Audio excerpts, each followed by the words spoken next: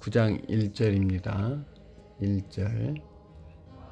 예수께서 길 가실 때에 날 때부터 소경된 사람을 보신지라. 네. 예수님께서 제자들과 같이 길 가실 때에 소경한 사람을 만났습니다. 이 사람은 날 때부터 장성하도록 일생을 소경으로 살고 있는 불쌍한 사람이었습니다. 2절.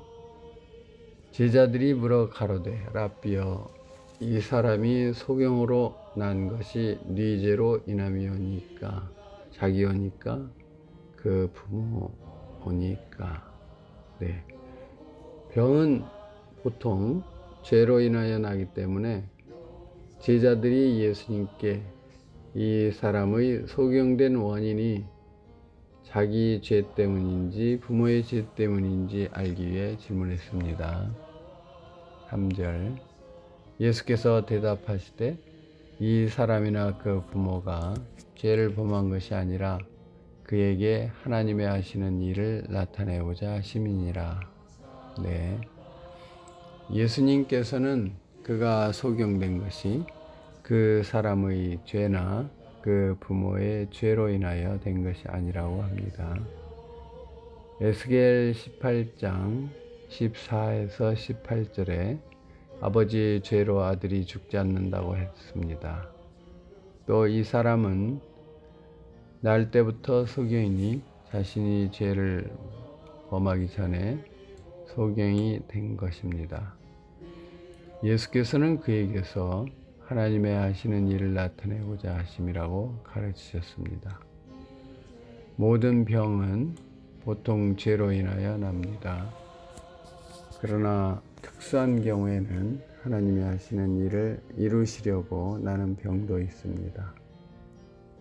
성도에게는 위에 두 가지의 병이 다 더 좋은 것을 주려고 오는 것입니다. 그러므로 성도가 병들었을 때 첫째는 죄를 찾아 회개해야 됩니다. 그 다음에는 더 좋은 것을 주려고 온 것인 줄 알고 하나님을 간절히 찾고 가까이 하고 말씀을 받아 더욱 순종하는 신앙을 가져야 하겠습니다. 4에서 5절. 때가 아직 낮음에 나를 보내신 이의 일을 우리가 하여야 하리라. 밤이 오리니 그때는 아무도 일할 수 없느니라. 내가 세상에 있는 동안에는 세상의 빛이로라. 네. 예수님은 세상의 빛입니다. 예수님이 세상에 있는 동안에는 낮입니다. 밤은 예수님이 핍박을 받아서 죽으실 때를 가리킵니다.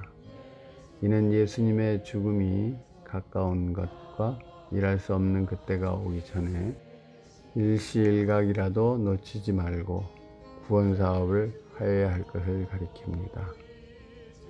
오늘날 우리도 일할 수 없는 환난의 밤이 오기 전에 1분 1초라도 허비하지 말고 하나님의 구원 사업을 해야겠습니다. 말세에는 대환란이 온다고 했습니다.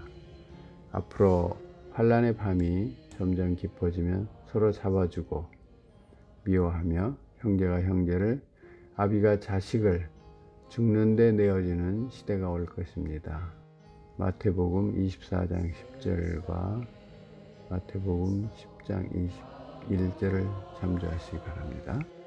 그때에는 성도가 일할 수 없으나 지금은 아직 일할 수 있는 때입니다. 죽은 자를 살려내고 영적 소경을 눈뜨게 하며 다른 사람의 심령을 살려나가는데 부지런하여 게으르지 말고 열심을 품고 일해야 하겠습니다. 6에서 7절. 이 말씀을 하시고 땅에 침을 뱉어 진흙을 이겨 그의 눈에 바르고 이르시되 실로암 물에 가서 씻으라 하시니, 실로암은 번역하면 보냄을 받았다는 뜻이라. 이에 가서 씻고 밝은 눈으로 왔더라. 네.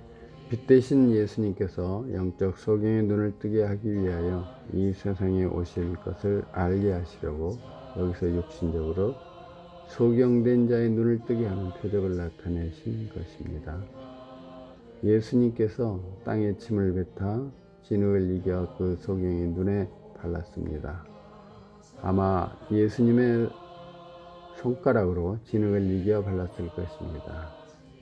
거룩한 독생자 예수님의 침과 손가락이 소경의 몸에 접촉되었다는 것은 위대한 은혜입니다. 이것은 첫째, 하나님의 사랑이 그에게 부음받으며, 둘째, 하나님의 권고가 그에게 임한 것이요, 셋째, 하나님이 그에게 일하기 시작한 것이요, 넷째, 주님의 구원이 임한 것입니다. 진흙을 이겨 그의 눈에 바르시고, 이것은 그의 눈이 어두운 것을 상징하며 믿음으로 순종하여 씻어서 보게 하기 위함입니다. 그 진흙으로 인하여 소경의 눈은 더 어두워졌을 것입니다.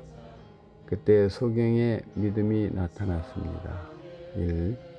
예수님이 자기에게 옳은 진리를 말씀해 주신 것을 받고 감사했을 것입니다.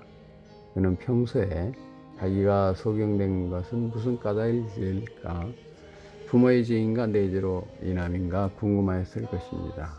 그런데 예수님께서 부모의 죄나 자기의 죄로 인함이 아니라고 할 때 그 말씀을 옳게 여겨 받으며 생각하기를, 부모의 죄로 자식이 벌을 받을 리가 없고 자기는 나면서부터 소경으로 재범할 시간이 없으니 예수님의 말씀이 참으로 진리인 것이 분명하다고 기억하였을 것입니다. 2번, 예수님이 세상의 빛 즉 그리스도로 믿었을 것입니다. 가로 열고 5절에 예수님이 빛이라고 할 때 믿었습니다. 3. 하나님이 자기에게 일해 줄 것을 믿었습니다. 예수님께서 하나님이 하시는 일을 나타내고자 하여 소경이 되었다고 하신 말씀을 믿은 것입니다. 4. 예수님이 자기를 돌봐주시고 접촉하여 주시는 것을 감사하며 구원해 줄 것을 믿었을 것입니다. 예를 들면 고아원 부모가 고아의 코를 한번 닦아주면 다른 아이들에게 그것을 자랑하며 크게 기뻐한다고 합니다. 이는 자기를 돌봐준 것이 좋기 때문입니다. 5. 순종한 믿음입니다. 그는 순종하여 실로암 못에 가서 씻었습니다. 순종이 믿음입니다. 첫째, 하나님의 말씀을 마음으로 순종하여 받아들이는 것이 믿음이며, 둘째, 그 말씀을 몸으로 순종하는 것이 믿음입니다. 즉 하나님의 말씀을 마음으로 순종하고 몸으로 순종하는 것이 온전한 믿음입니다. 야고보서 2장 22절이죠. 만일 그가 믿음이 없었으면 보지도 못하는 눈에다가 더러운 침으로 진흙을 발라서 더 어둡게 함으로 멸시감과 굴욕감에 분노를 터뜨렸을 것입니다. 또 실로암 못에까지 가서 씻으라고 하는 말에는 더욱 노하여 가지 않고 예수님께 따졌을 것입니다.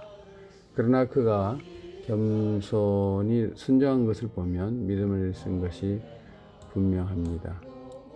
실로암 못 예루살렘 성전 남쪽 디로페론 골짜기 입구에 있는 못으로 초막절 중 제사장이 매일 이 못에 들어가서 물을 떠다가 제단에 부었다고 합니다. 이는 이스라엘이 광야 생활에서 그들과 영으로 동행한 그리스도를 상징하는 것입니다. 실로암이라는 뜻도 보내심을 입었다는 것으로 하나님께서 그리스도를 보낼 것을 암시하고 있었습니다. 예수님께서 이 못을 통하여 당신이 그리스도인 것을 나타내려고 이 표적을 행했습니다. 그러므로 실로암에 가서 씻으라고 하신 것은 예수님께서 자신을 통해서 모든 영적 눈이 뜨게 되는 것을 보여주신 것입니다.